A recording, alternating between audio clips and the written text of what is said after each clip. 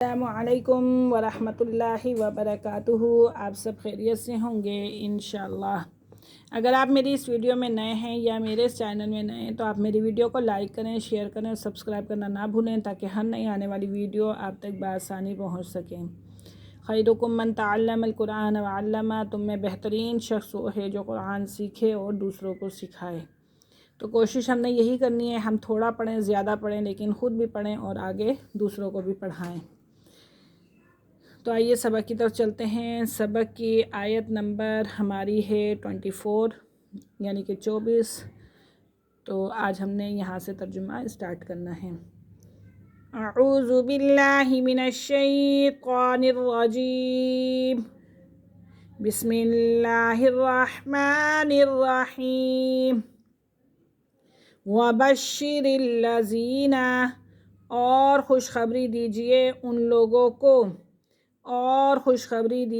لوگوں کو، آمنو جو ایمان لائے، وعملوا الصالحات اور کام کیے اچھے یا عمل کیے اچھے، ان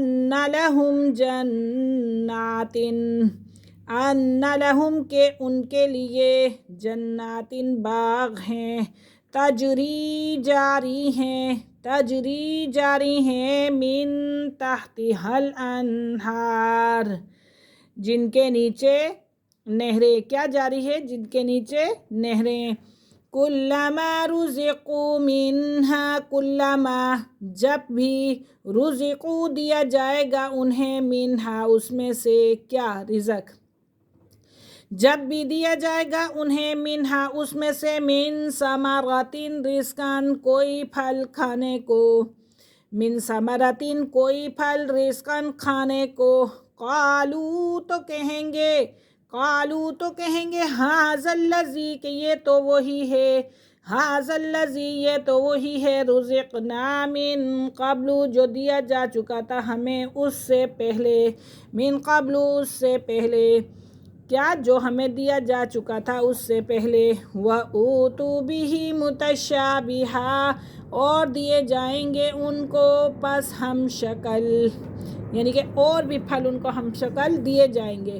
وَأُوتُوا بِهِ مُتَشَابِهًا، وَأُوتُوا اور دیے جائیں گے ان کو، متشابہہ پھل ہم شکل، وَلَهُمْ فِيهَا اور ان کے لیے، وَلَهُمْ اور ان کے لیے، فِيهَا ان جنتوں میں، أَزْوَاجٌ بیویاں ہوں گی، کیا ہوں گی؟ بیویاں ہوں گی، مُطَہَّرَةٌ پاکیزہ، وَهُمْ فِيهَا وَهُمْ اور وہ ان باغوں میں، خالدون فیہا خالدون اس میں وہ ہمیشہ رہیں گے، وَهُمْ فِيهَا خالدون اور وہ ان باغوں میں ہمیشہ رہیں گے۔ وَبَشِّرِ الَّذِينَ آمَنُوا وَعَمِلُوا الصَّالِحَاتِ اے نبی ان لوگوں کو خوشخبری دیجئے جو ایمان لائے اور نیک عمل کیے، خوشخبری دیجئے ان کے لیے ایسے باغ ہوں گے جن کے نیچے نہریں بہہ رہی ہوں گی، اور جب ان کو ان باغوں میں سے کوئی پھل کھانے کو دیا جائے گا تو کہیں گے یہ تو پہلے بھی ہمیں دیا جا چکا ہے، اور ان کو دنیا کے پھلوں سے ملتے جلتے پھل دیے جائیں گے، نیز ان باغوں میں ان کے لیے پاک عورتیں ہوں گی اور وہ ان میں ہمیشہ رہیں گے۔ ان اللہ لا یستحیی، ان اللہ بے شک اللہ، لا یستحیی نہیں جھجکتا، ان یضربا کہ بیان کرے، مثلاً کوئی مثال، بعوضۃ مچھر کی، اللہ رب العزت کوئی بھی مثال بیان کرے تو نہیں جھجکتا، ٹھیک ہے؟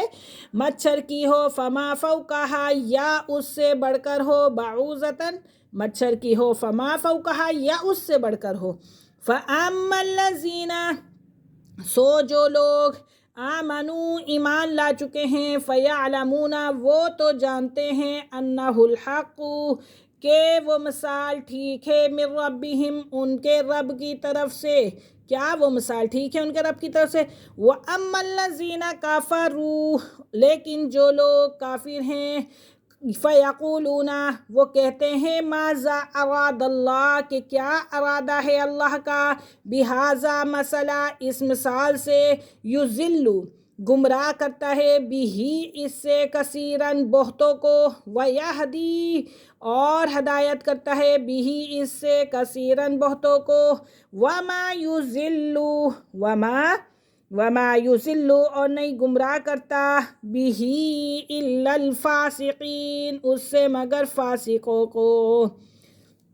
بے شک اللہ تعالیٰ اس بات سے نہیں جھجکتا کہ وہ مچھر ہو یا اس سے بھی زیادہ حقیر چیز کی مثال بندوں کو سمجھانے کے لیے بیان کرے، پس جو لوگ ایمان لائے ہیں وہ جانتے ہیں کہ مثال ان کے لیے رب کی طرف سے برحق ہے، لیکن وہ جنہوں نے انکار کیا کہتے ہیں کہ اللہ کا اس مثال کے بیان کرنے سے مقصد کیا تھا۔ اللہ بہت سے لوگوں کو ان مثالوں کے ذریعے گمراہ کرتا ہے اور بہتوں کو اس سے زیادہ ہدایت کرتا ہے، لیکن گمراہ تو وہ صرف نافرمانوں کو ہی کرتا ہے۔ آج کا ہمارا سبق یہیں ختم ہوا ہے، انشاءاللہ کل ہم حاضر ہوں گے اگلے سبق کے ساتھ۔ اجازت دیجیے، اللہ حافظ، السلام علیکم ورحمۃ اللہ وبرکاتہ۔